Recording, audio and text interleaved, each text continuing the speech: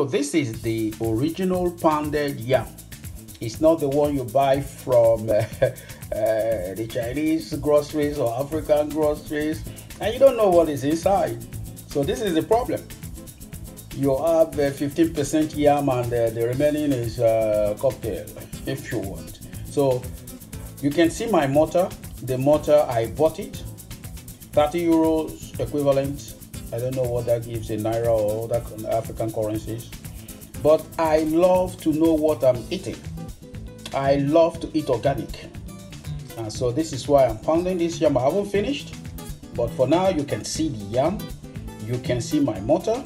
And that's the way I enjoy African food in the diaspora. This is the re-pounded yam. Re-pounded yam. You see how it is? It's coming to life.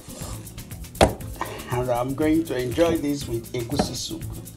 Okay, you will see the pounded yam when I put it inside the plate. So this is the result of my pounded yam. This is pounded yam for 4 people. So this is the egusi soup that will accompany the pounded yam. You can see how it's boiling. I'm just warming it up. I cooked it yesterday. I love cooking. So this is for egusi soup, my own style.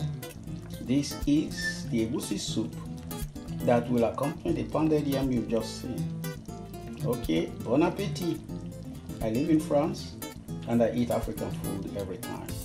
Smash that subscribe button and make sure that you don't miss any of our videos as we bring you food this year 2022 and more.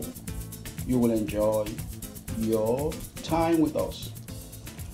In the next video, we'll give you the recipes of what we are cooking. Thanks for watching.